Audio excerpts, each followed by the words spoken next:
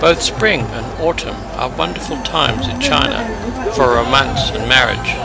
The weather is good, and China celebrates Spring Festival in May and National Day in October.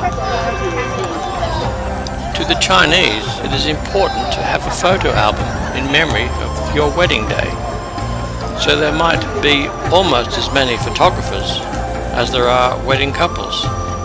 A few days before or after the actual wedding day, newlyweds come in groups by bus to photo locations to have a selection of posed photos taken.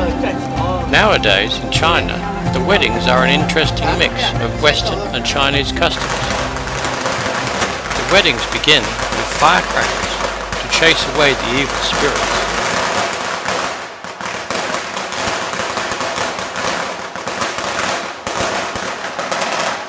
Once the devils have been frightened away, the wedding cars move forward and are greeted by traditional Chinese lions.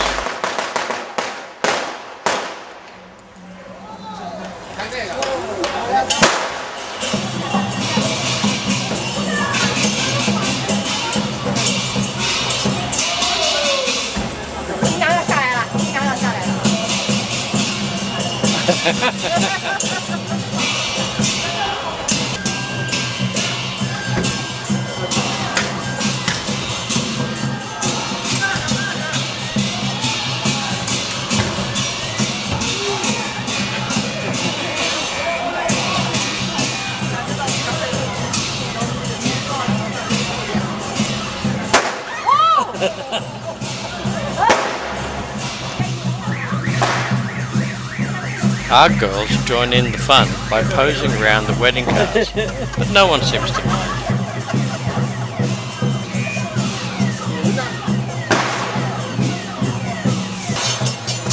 Meanwhile, the wedding procession is escorted by Chinese lions down a crowded, narrow alleyway.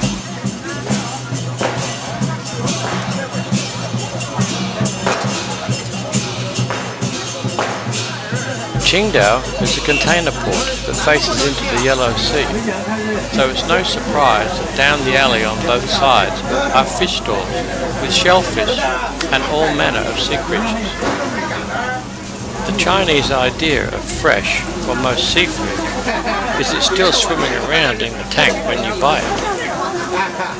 And Qingdao are some of the best seafood restaurants in China. On the other side of the alley is freshly cooked crustaceans. And in between the stalls are sheltered doorways that lead into seafood restaurants.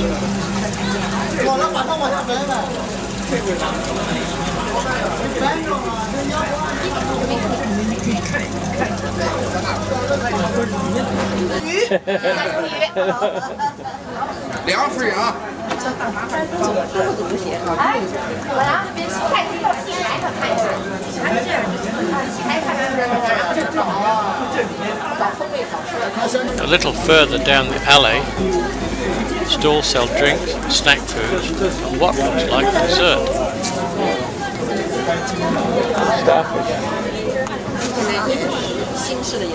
At the entrance to the wedding court, even though we are strangers, we're offered sweets, cigarettes, and gift packages.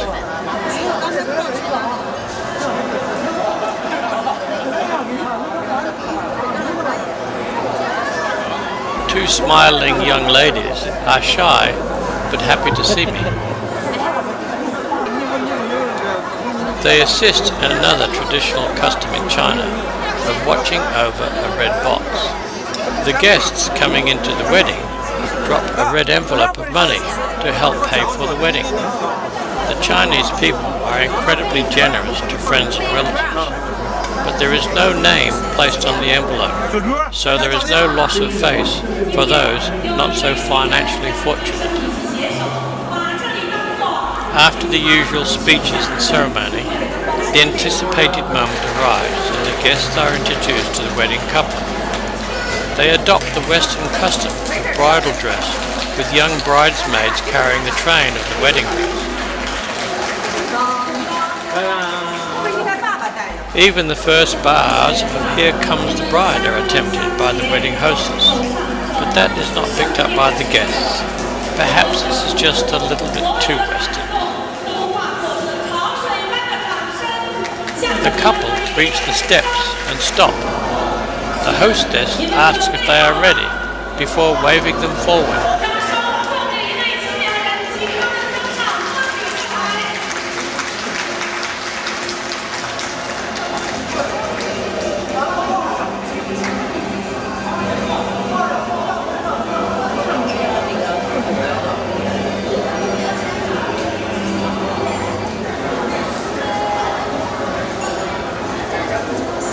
Once the bridesmaids have laid down the wedding train, they are not quite sure what to do next, but are directed by the bride with a smile to leave the stage.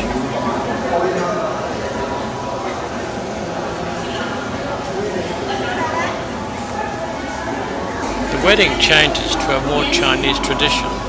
I note the vase between the wedding couple with a large white rosebud.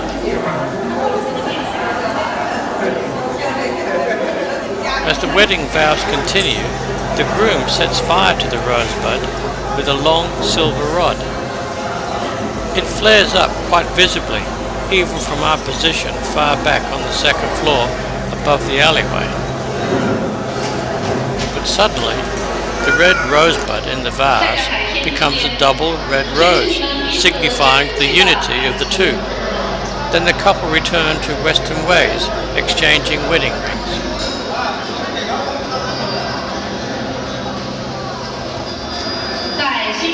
Finally, just as in the West, the couple are introduced as man and wife by the hostess, and the wedding ceremony is complete.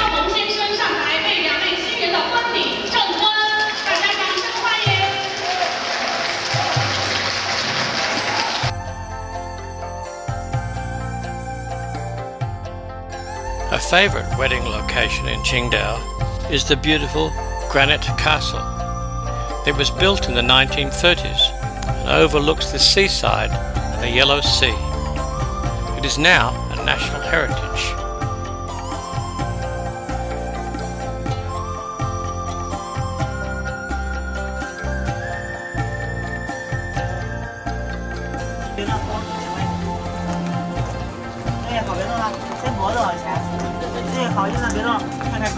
As we walk around the city's tourist spots, dozens of wedding couples are everywhere, dressed to the nines, posing for their wedding photographs.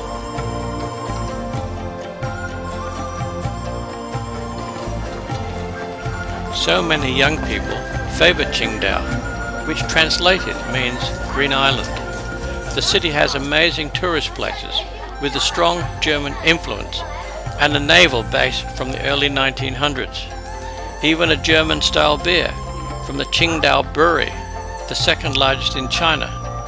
It also boasts the longest sea bridge in the world at 42 kilometers long.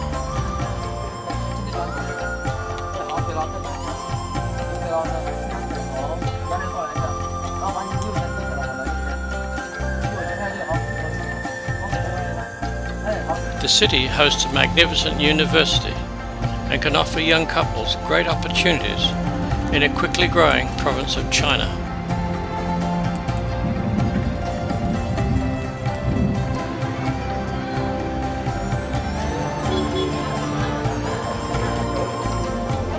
It has a Navy museum in the bay with old Russian ships, submarine and aircraft.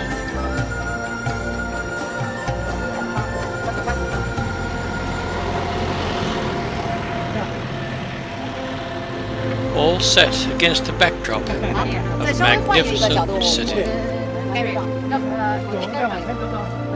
With blue skies and blue seas and mysterious islands, it is the gateway to Shandong's dozens of tourist locations like Laoshan, Penglai, Yantai, Weihai and Liuegong Island.